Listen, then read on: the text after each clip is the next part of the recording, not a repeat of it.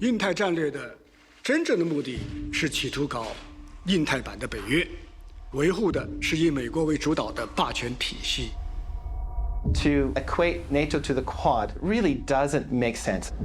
A new arc of autocracy is instinctively aligning to challenge and reset the world order in their own image. 美英澳核潜艇合作构成严重核扩散风险。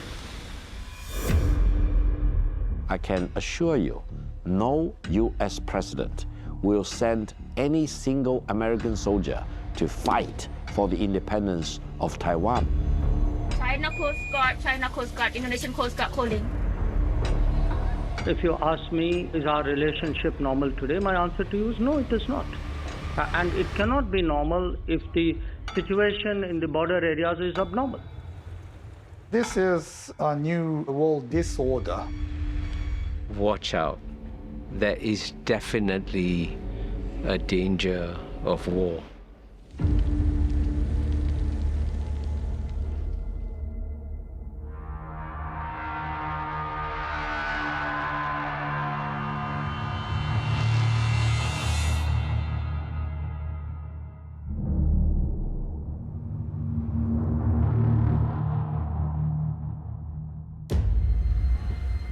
July 2021. A major naval exercise is hosted by the US and Ukraine in the Black Sea region. The exercise involves navies from 32 countries. When a British destroyer enters what Russia considers its territorial waters, Russia is provoked and almost fires at the British battleship. President Putin started the war in Ukraine, but some analysts point to examples like this to back the claim that NATO's behavior provoked Russia. Certainly, NATO expansionism is not a valid reason for invading a country. Any invasion of another sovereign state, unless it's an act of self-defense or endorsed by the UN Security Council, is by definition illegal. Many in China have a different view of how events transpired. The Chinese government's narrative puts the responsibility on the US and NATO for the Ukraine crisis. As cities in Ukraine burn and millions flee, the Chinese media runs stories with quite a different focus. 2月26号，美国驻乌克兰大使馆在其网站上删除了所有有关五角大楼资助的乌克兰生物实验室的文件。这表明五角大楼不想让公众看到这些文件。基里洛夫表示，在乌克兰已经形成了一个由30多个生物实验室组成的网络。那这些实验室的任务是由美国国防部下达的。 The United Nations declares it's not aware of any biological weapons programs. But the story continues to be pursued in China.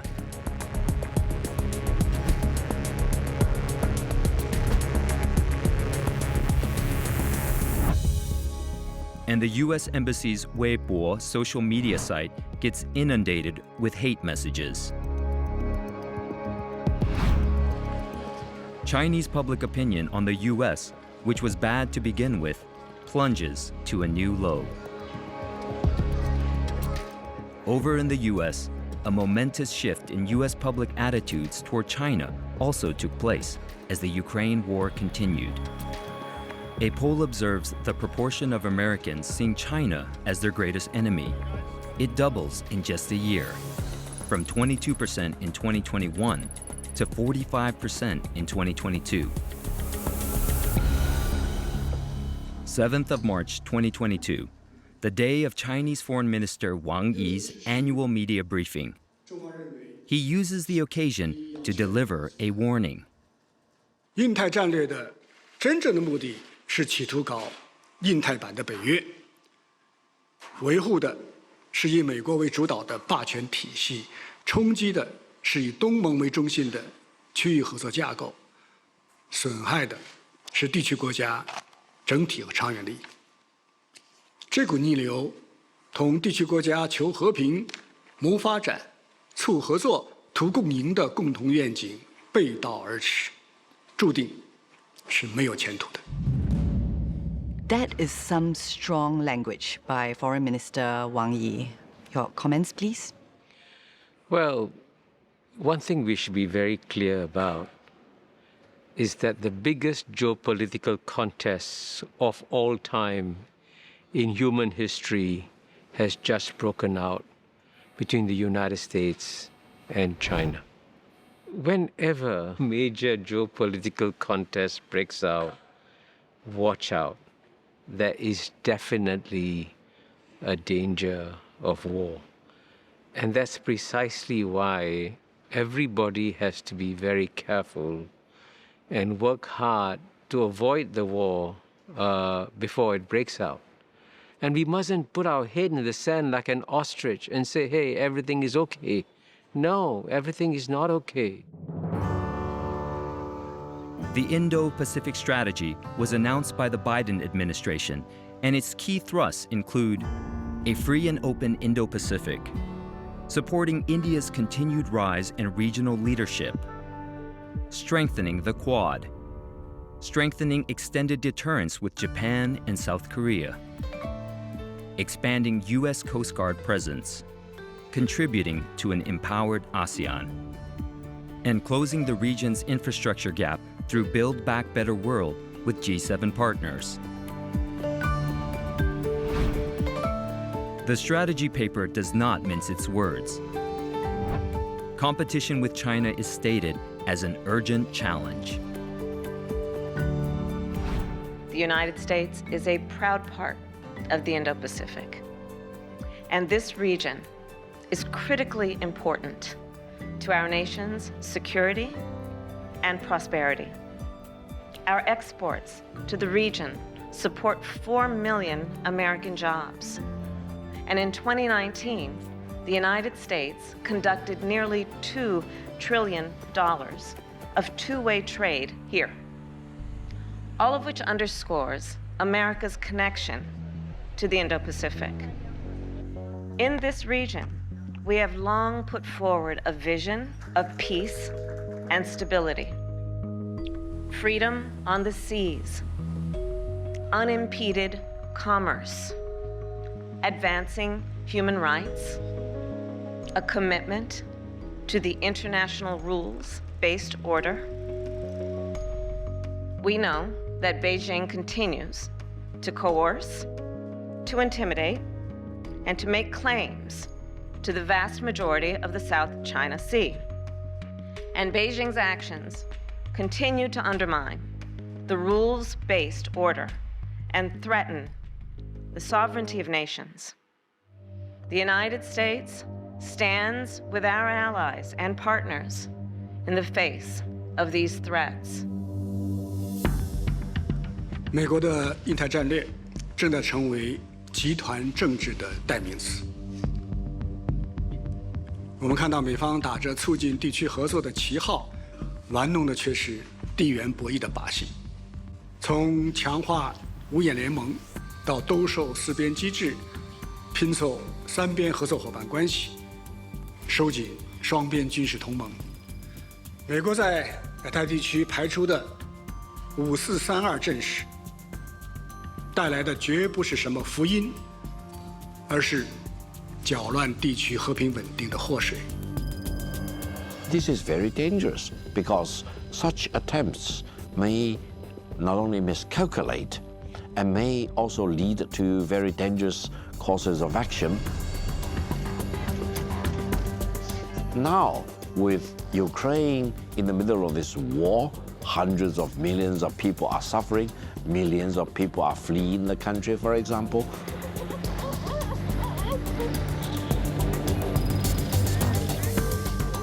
We need to realize the value of peace and stability.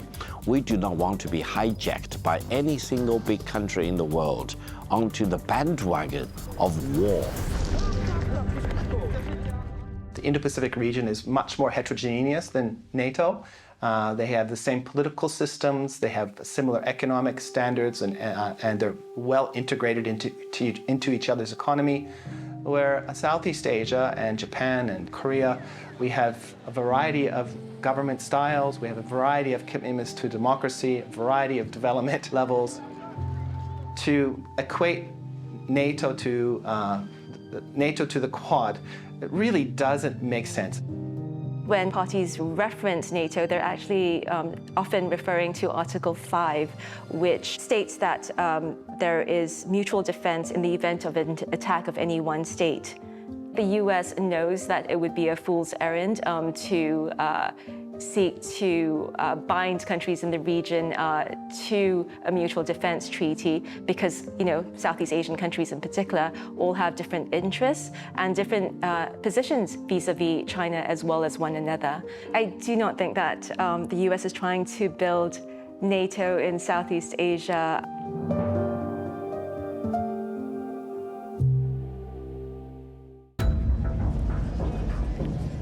As a majority of Australians condemn Russian action in Ukraine, Australia's leader makes an important speech about a possible new world order.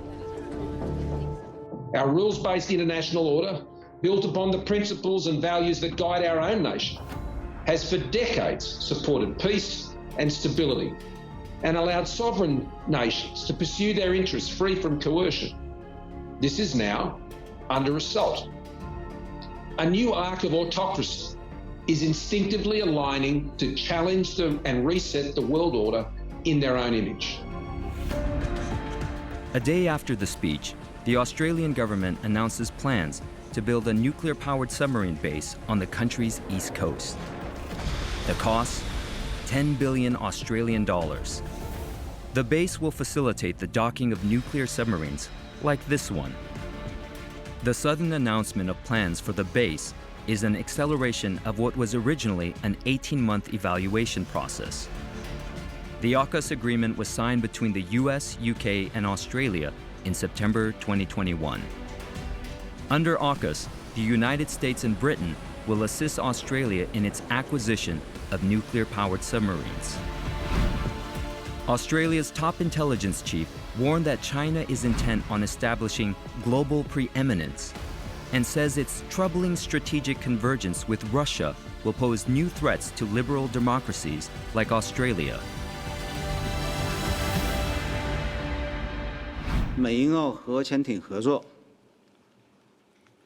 构成严重核扩散风险，冲击国际核不扩散体系，加剧军备竞赛，破坏地区和平稳定。 How did ties between Australia and China get so bad?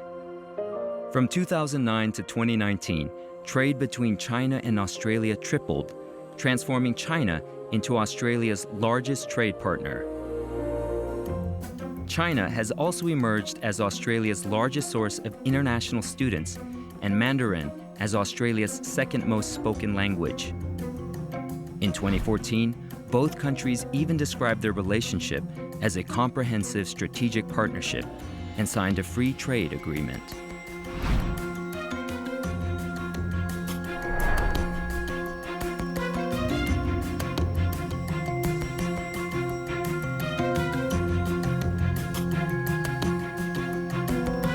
In 2017, 54% of Australians polled had trust in China to act responsibly in the world. So between 2009 and 2019, Australia's trade with China tripled.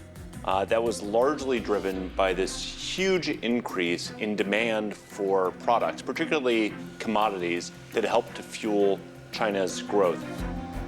Two-way trade between Australia and China was extraordinarily high. 40% of outbound trade from Australia went up north to Beijing. That's one of the highest levels of trade between advanced countries and even between any countries in the world. Then in 2017, trouble started. There was first a government study, and then it began to work out into the public that there was increasing Chinese state interference inside of Australia. There was a well-publicized story of an Australian politician, an Australian senator, taking money from a CCP-linked entity and then copying China's talking points in contravention to where his own party stood. 1.2 million Australians are Chinese or of Chinese ancestry. Now, what we saw was increasingly the Chinese government was reaching into various ethnic communities in a number of different ways. So first of all, working to control the Chinese language presses, making sure that individuals and companies had no funding for independent journalism if they said anything that was contrary to the line of the Chinese state media organs. Number two, we saw that increasingly within communication systems, WeChat and others, that various channels of conversation were shut down on, particularly around election time, when anyone said something that was in contravention to how China viewed the situation.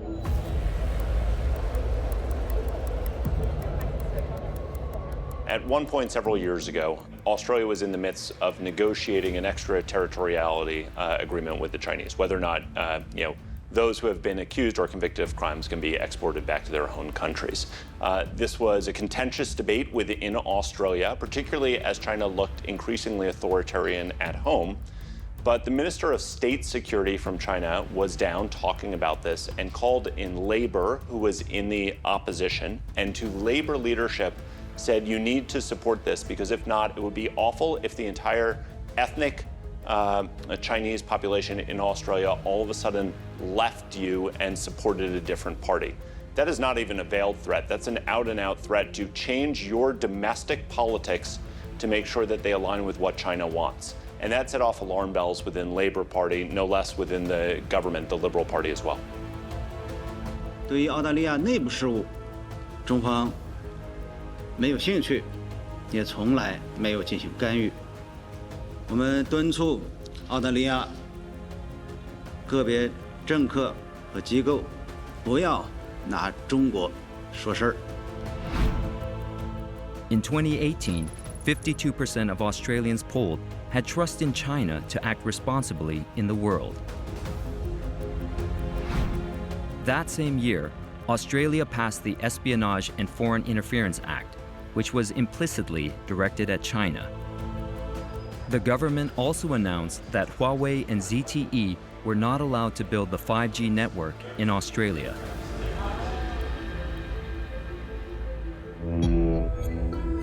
Then, in 2020, the pandemic gripped the world. When the Australian government suggested an independent investigation into where the virus started and how it spread, China was and remains outraged. Canberra's relationship with Beijing is now at rock bottom. What followed was a trade war.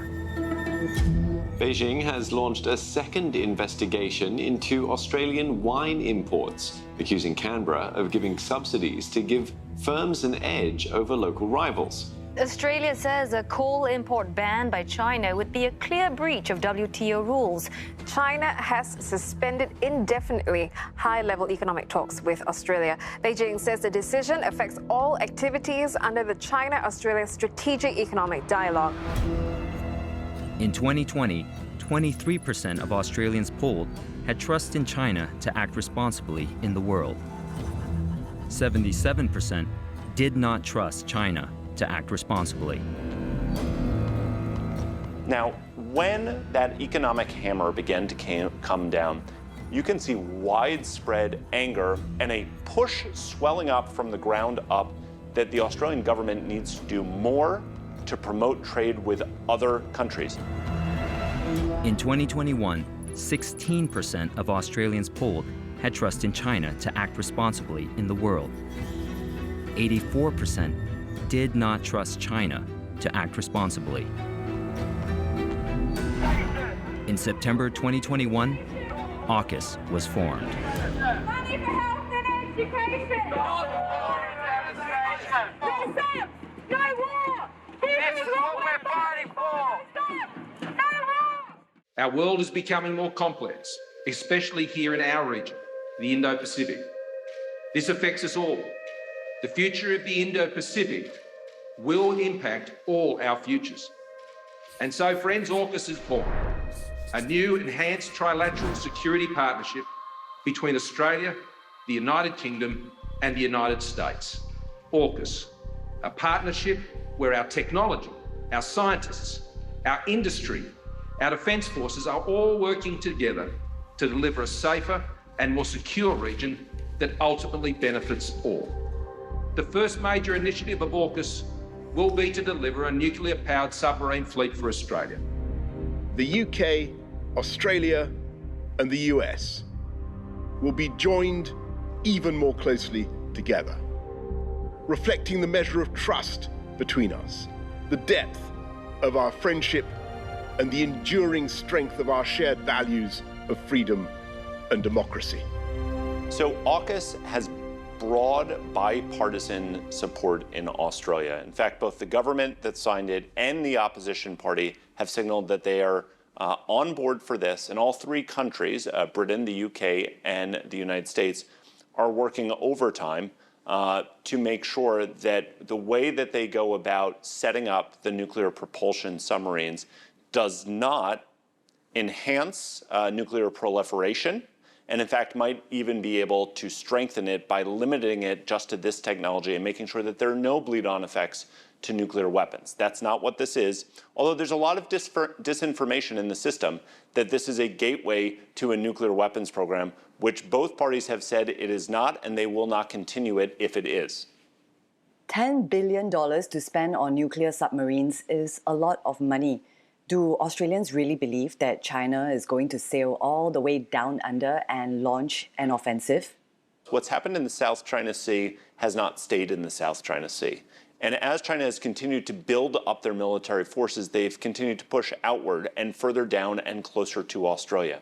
So we've seen multiple attempts by the Chinese to do a similar spate of building that they conduct in the South China Sea in the South Pacific. We've seen discussions and talks about whether or not there would be a dual-use military commercial base in Papua New Guinea, in Vanuatu, and even just this past month in the Solomon Islands. All of these are much closer to Australia. The AUKUS treaty is a very dangerous thing because Australia for all these decades has claimed itself to be a very proud member of the Non-Nuclear Proliferation Treaty and a proud member of the South Pacific Nuclear-Free Zone. And as a result, they benefited hugely from this. And I think now, at urging of the United States and United Kingdom, the Australian government wants to deprive the Australian people their rare privilege of living in this bubble of nuclear-free South Pacific or protection of the nuclear-free non-proliferation treaty. This is dangerous for the Australian people as well as for countries and peoples in our part of the world. Submarines are stealthy, but trade agreements are stealthier.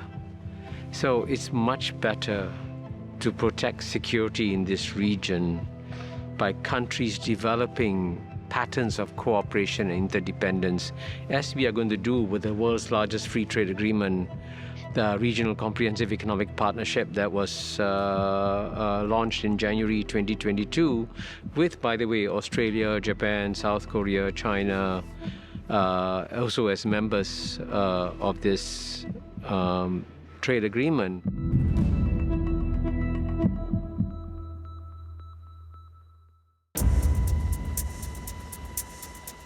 The Quad, or Quadrilateral Security Dialogue, has Australia, Japan, India, and the US as member countries. There are joint military exercises parallel to the dialogue, like Exercise Malabar, a naval exercise conducted off the coast of Guam. The exercise began in 1992 between the Indian and US navies. Japan has been a permanent partner in the exercise since 2015. In the 2021 edition of Exercise Malabar, Australia participated for the second time. As the Malabar exercise drew to a close in 2021, India rolled out the red carpet for US defense officials in New Delhi. 美日印澳拼凑的所谓四边机制，实质上是遏制、围堵中国、维护美国霸权的工具。这是在人为的挑动对立，破坏国际团結與合作。The Quad countries present a different point of view. 我々4カ国の外交当局の責任者が、直接会って共有するビジョンである自由で開かれたインド太平洋の実現に向けた強固なコミットメントを再確認して、実践的協力をさらに進めていくことで一致できたということは極めて時宜を得た意味のある成果だと考えております。Besides military exercises and security discussions, the Quad includes cooperation on vaccine partnerships, climate change action, counterterrorism, and infrastructure development. If you looked at the Quad 3 or 4 years ago, it would have been focused more on maritime security. Today, the Quad has evolved to focus on the provision of public goods, so vaccine production in India and distribution to emerging countries, the provision of infrastructure and connectivity aid to Southeast Asia and South Asia, and we also see now investment in the selective diversification of supply chains throughout the region. So I think that is important from Japan's point of view in that it's providing a public good to the critical partners, as Japan understands, in the Indo-Pacific, and that's Southeast Asia and South Asia. Without shifting away from a security view of the Quad, it's not going to get buy-in from Southeast Asian countries, Vietnam, Indonesia, Malaysia, Singapore. The Quad members have collectively pledged to donate more than 1 billion doses of vaccines globally by the end of 2022. In Southeast Asia, a hotbed of US-China rivalry, the Quad has gotten a mixed response. Southeast Asia in general has been more wary about the more muscular, security-oriented dimensions of the US Indo-Pacific strategy, and the Quad is one of that, or at least was one of that. I think their main concern with the Quad was that it would heighten tensions in the region, especially vis-a-vis China. I think the quadrilateral security dialogue has also positioned itself. It's moved away from its more militaristic elements to focusing on areas that ASEAN cares more about. So areas like pandemic recovery, and that by demonstrating a sensitivity to the region's needs, I think the position on the Quad dialogue has softened somewhat. The Quad is somewhat of a mystery. If you talk to the members of Quad, they deny that it is an anti-China alliance. But everybody in the world perceives the Quad to be an anti-China alliance. And it creates this rather strange situation where the four countries deny that it is aimed against China, but the perception is that it is against China, which is why, if you notice, not many other East Asian countries have volunteered to join it. And so it's therefore important for the members of the Quad to actually explain what exactly is the end game of the Quad. If you look at the last Quad foreign ministers joint statement, ASEAN centrality was right up at the top. Everybody understands that the thing that brings the four Quad members together is their shared anxieties about China. But the Quad members also understand that the way they prove that they're worth siding with is by delivering public goods. Might there be deeper engagement between ASEAN and the Quad? Developments in the South China Sea are likely to steer the conversation. China Coast Guard, Indonesian Coast Guard calling.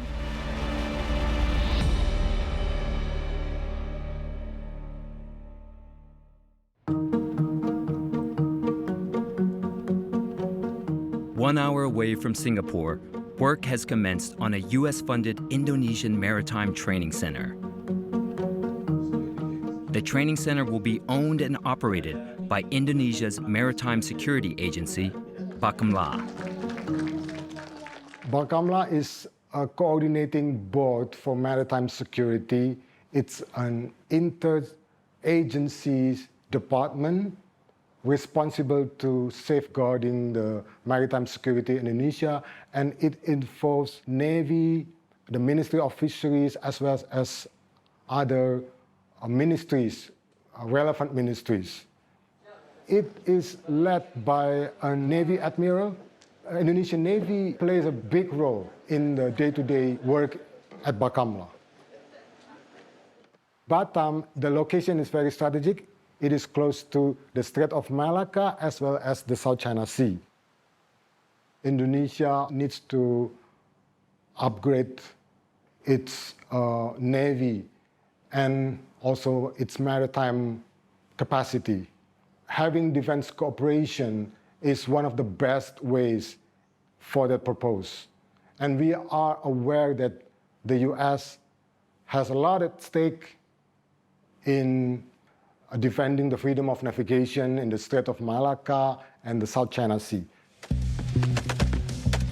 According to the US Department of State, Indonesia received nearly $39 million in the year 2020 from the US.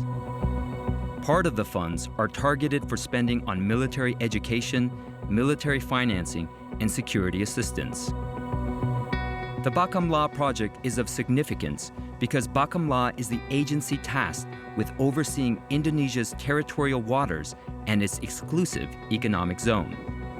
Bakamla has intensified sea patrols in recent years after Chinese fishing boats, escorted by the Chinese Coast Guard, sailed into what Indonesia regards as its territory. Beijing, of course, has a different view on who owns these seas. China Coast Guard, Indonesian Coast Guard calling. This is China Coast Guard answer. Yes, sir. Please move away and go back to your territory, sir. No. We are carrying out patrol in the sea area under the jurisdiction of the People's Republic of China. China has an indisputable sovereignty over the island in South China Sea. I order you, sir, to leave this territory. I order you to leave this territory. Take your fishing boat or leave them away. This event occurred at the Natuna Islands in the South China Sea. China claims most of the South China Sea as its traditional fishing grounds.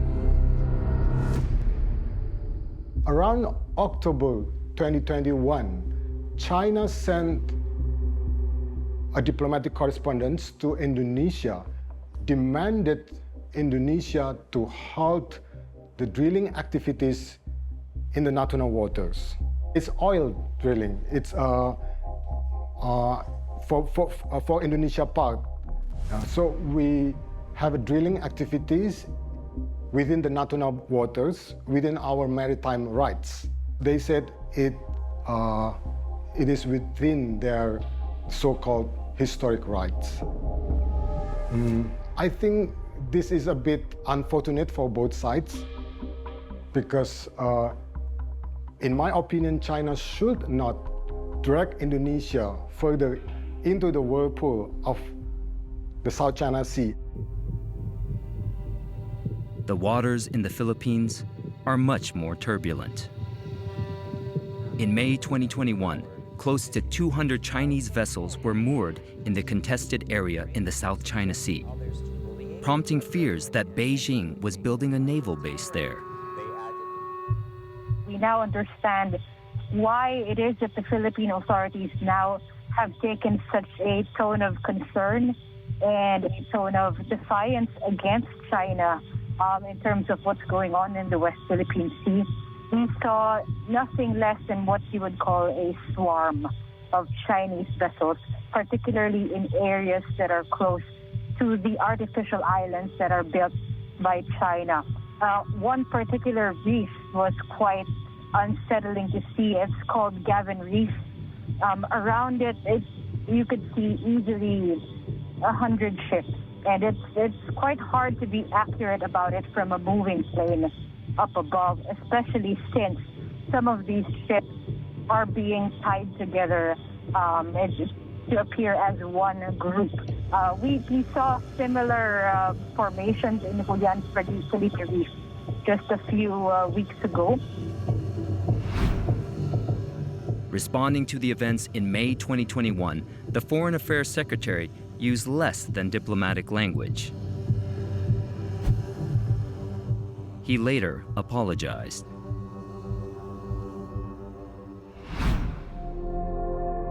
More recently, in March 2022, a Chinese Coast Guard vessel sailed dangerously close to another vessel from the Philippine Coast Guard.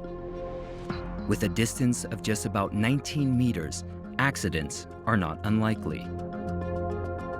In the last year or so, there have been a lot of movements in the West Philippine Sea concerning Chinese militia chasing Filipino fishermen who are fishing in our own waters. When we speak of Filipino fishermen, usually these are just small boats, trawlers. They're not organized at all. The militia, on the other hand, they have been proven to be organized efforts. They have bigger boats, more sophisticated technology and equipment, so they can really track down where the Filipino fisher folks are and chase them down or chase them away from supposedly Chinese waters.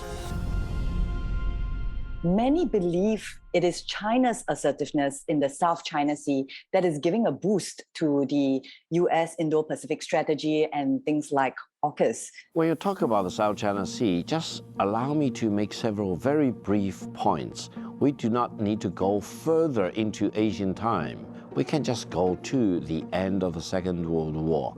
I do not need to remind all of us that during the Second World War, Japan was occupying all the islands and reefs and atolls in the South China Sea. When Japan unconditionally surrendered in 1945, do you know to whom Japan surrendered all the islands and reefs and atolls in the South China Sea? Japan unconditionally surrendered everything to China. Why? Because it was dictated partially by the United States.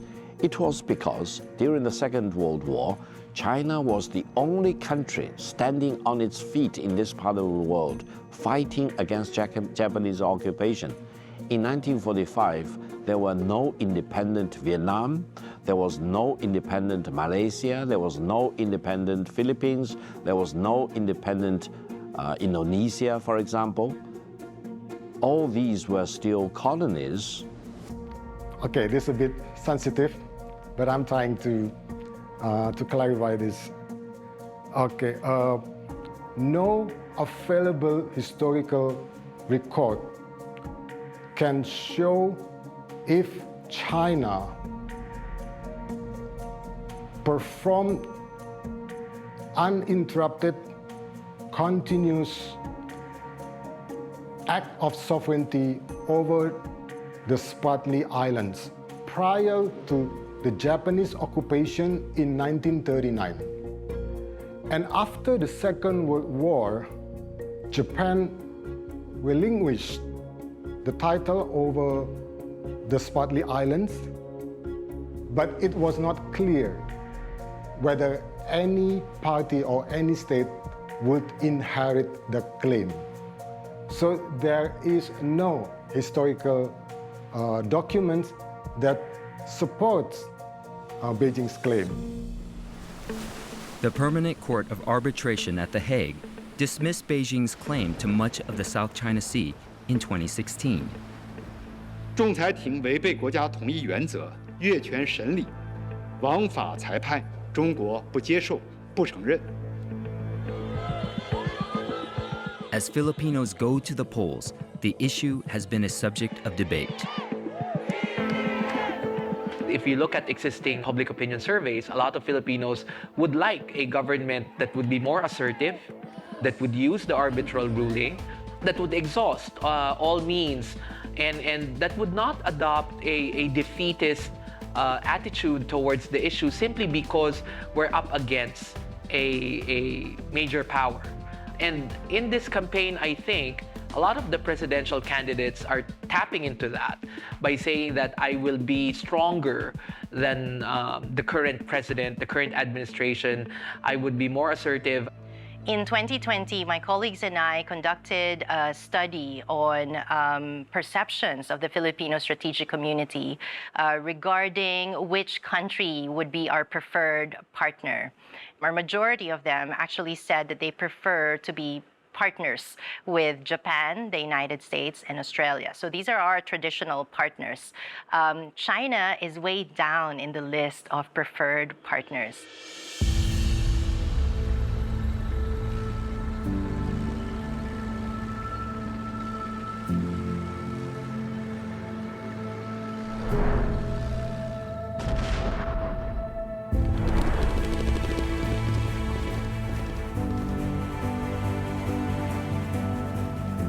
The China factor does play a very big role in the Balikatan exercises. They are also holding exercises regarding Patriot missiles of the United States. So we can assume that this is part of the different theater scenarios. And this is likely in preparation for China's next move in Taiwan or whatever might happen in the South China Sea. The Russia-Ukraine conflict or war has been an important debate in the Philippines. There's this chilling effect to a lot of other small states that if behavior like this by superpowers are tolerated, then no small state is safe. A lot of people are saying that now there's an opportunity for other hegemonic powers to also flex their muscle and impose their view of regional orders here in Asia, particularly China, and given its assertiveness in the South China Sea, for example. If, for example, after the May 2022 elections, existing military arrangements with the United States would be reinvigorated, that means that U.S. presence would be what we will see in the coming years. Because prior to the end of the Cold War, the largest military installations outside U.S. territory is in the Philippines. The Subic Naval Base and the Clark Airfield were critical in the projection of U.S. military power in its wars in Korea, in Vietnam, and in other places in the Asia-Pacific. In case of a flashpoint happening in the Taiwan Strait, then the Philippines can be requested for these logistical hubs to be used. But I think it really depends whether the new administration after the May 2022 elections will be a bit more open or flexible to this. The United States made a major mistake in underestimating Duterte's chances and not developing a relationship with him before he took office. So then Washington was blindsided by this new president's anti-Americanism, when anybody could have told him that Duterte had been anti-American since his college days. I think now you're going to see the U.S. much more aware of the fact that the alliance is strategically too important to play games with like this. The U.S. must engage with whoever wins. And look, Americans don't get to vote. It doesn't matter if the U.S. government likes a certain Philippine president. It doesn't matter if that would have been their preference. The U.S. government's job is to uphold the alliance commitment to the Philippine people, whoever their president is. The Philippines and the U.S. are now beginning to have the kind of conversations that the U.S. has had with Japan and Korea and Australia and NATO for 3 decades. And part of that conversation is obviously what are the Philippines' responsibilities, including if there were a contingency on Taiwan that involved danger to American service members. 普遍安全才是真正的安全。中国愿启动中国东盟健康之盾合作倡议，再向东盟国家提供1.5亿剂新冠疫苗无偿援助，要深化防务、反恐、海上联合搜救和演练，打击跨国犯罪、灾害管理等领域合作，要共同维护南海稳定。 把南海建成和平之海、友谊之海、合作之海。 I think Southeast Asian countries need to stop thinking or stop framing their choice so much as a choice between the United States and China. Rather, they need to think about the choice that lays before them as one that supports a rules-based international order and the rule of law, or a world where might becomes right. And to me, the choice is very clear in that situation. I choose the former. I would not like to see the world, and particularly not the region, descending into a situation where might is right. And we've seen what happens in a scenario such as that in the case of Russia's invasion of Ukraine. There's a new giant in our neighborhood, but that doesn't mean we kowtow. But we must speak to them clearly and firmly, but not provocatively. And that can be done. I was a diplomat for 33 years.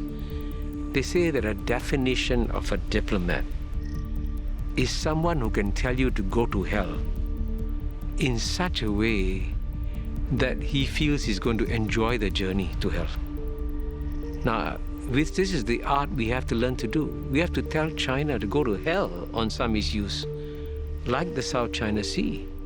But we do it in such a way that the Chinese are going to enjoy the journey. So that's what diplomacy is about.